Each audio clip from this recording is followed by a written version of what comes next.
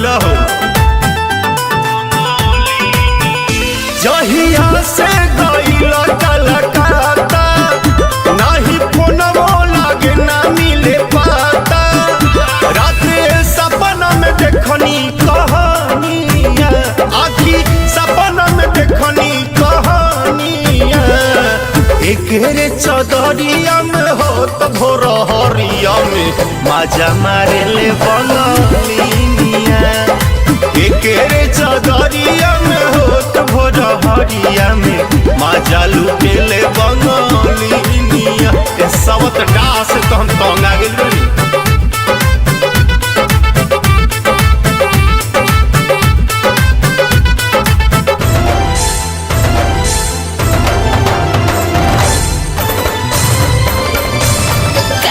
Studio Ara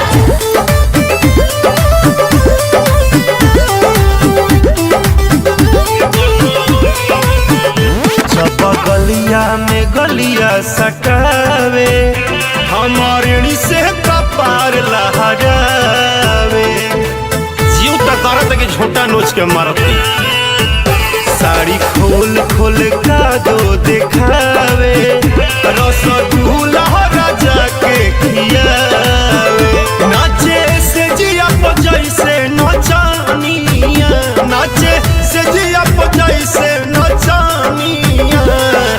एकरे चदरिया में होत भोर हरिया में मजा मारे ले बंगालिनिया। एकरे चदरिया में होत भोर हरिया में मजा लुटे ले बंगालिनिया।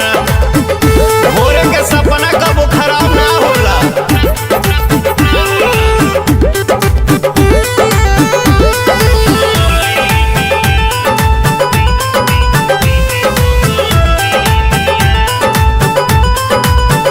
अंगद मंजय मंगल से बताई, गाड़ी भाड़ा पकड़ के भेजवाई। कुछ हो जाए लेकिन तारा के बुलाइए के मानो। साथे जइहे काला काका अनिल हो, हमरा होला पंकज कुछ फील हो। राकेश निक नहीं तहरो रहनिया, राकेश निक नहीं लागे रहनिया। एकरे चदरिया में होत भोर हरिया में मजा मारे ले बंगालिनिया।